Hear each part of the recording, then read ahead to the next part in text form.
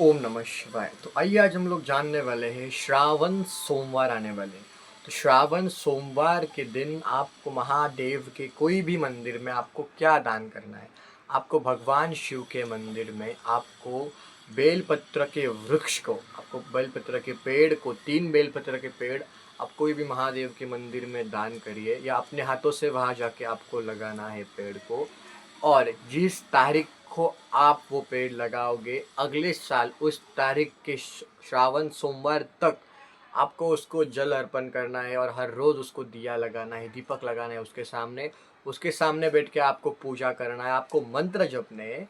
और आपके पास जितना भी आप भगवान के प्रति जितना भाव रखते हो उतना उस बेल पत्र के प्रति रखना है आपको।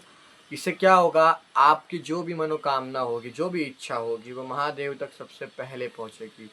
क्योंकि बेलपत्र महादेव को अति प्रिय है। क्योंकि महादेव को बेलपत्र प्रिय है, क्योंकि माता पार्वती ने तपस्या करते वक्त हजारों सालों तक, कई वर्षों तक महादेव को, जब महादेव का उन्होंने रुके थे महादेव के लिए, जब उन्होंने महादेव के लिए अपना जो जीवन दिया था, जिस समय महादेव को वो देखना चाहते थे, वापस पाना चाहते थे, उस समय माता पार्वती ने बेलपत्र को ग्रहण किया था कई वर्षों तक। ना जल का ग्रहण किया था, ना किसी चीज़ का, बस बेलपत्र का ग्रहण किया था। इसी कारण के वजह से महादेव को बेलपत्र अति प्रिय है।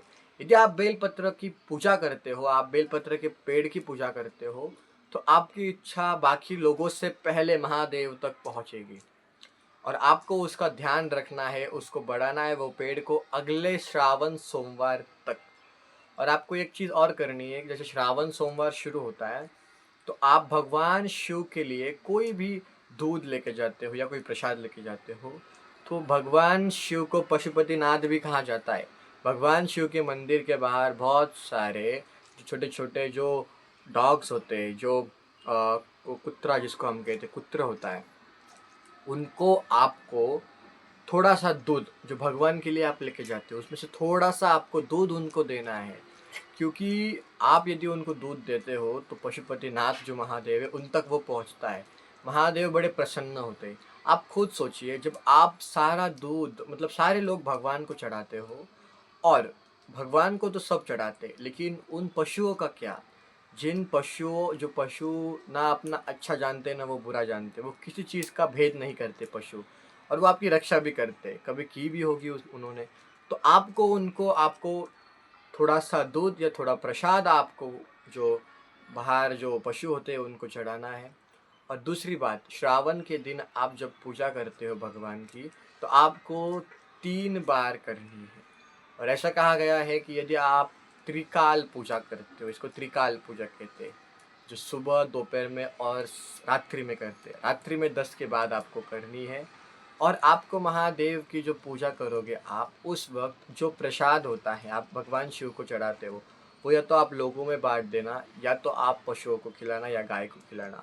उस प्रसाद को किसी के पैर के नीचे नहीं आना चाहिए, क्योंकि मंदिर में जब भगवान की पूजा का वक्त या श्रृंगार के वक्त जब वो प्रसाद उठाया जाता है तो वो गिरता है नीचे। क्योंकि मैंने बहुत बार देखा है कि वो प्रसाद का अपमान भी होता है बहुत बार। तो आपको ऐसा नहीं करना चाहिए, आपको वो प्रसाद को बांटना चाहिए, वापस घर लेके आइए, स्वयं उसका ग्रहण करिए या भक्तों में उसको बांट देना ही सही है, उचित है। और दूसरी बात, आपको महादेव को गलती से भी अपना मस्तक शिवलिंग के ऊपर लगाना नहीं है। क्योंकि महादेव की जो शिवलिंग होती है वो बहुत एक शक्तिशाली, वो स्वयं एक शक्ति है, वो स्वयं एक सत्य है, उसको आप अपना सर ना लगाइए। क्योंकि आपको अगर भगवान को प्रणाम ही करना है तो आप भगवान के सामने सर झुकाइए, लेकिन भगवान को सर मत लगाइए। ये गलती आप कभी मत करना। और आपको ऐसे करके भगवान के मंदिर में बेलपत्र के पेड़ को दान करना है, उनकी पूजा करनी है। तो आपकी जो इच्छा है, मनोकामना है, भगवान तक सबसे पहले पहुंचेगी और वो पूर्ण होगी। तो इस तरह से यदि आप श्रावण के महीने में पूजा करते हो तो आपको भगवान शिव की असीम कृपा प्राप्त होंगी, एवं भगवान शिव आपके ऊपर प्रसन्न होंगे, अपनी दृष्टि आपके ऊपर डालेंगे और आपका कल्याण होगा। बस ये चीज़ को याद रखना है, ध्यान पूर्वक आपको ये चीज़ करनी है। और भगवान का नाम लेना है, नाम स्मरण करना है, चिंतन करना है उस दिन आपको। ना किसी को कुछ बोलना है। दिन में 3 बार त्रिकाल पूजा आपको करनी है।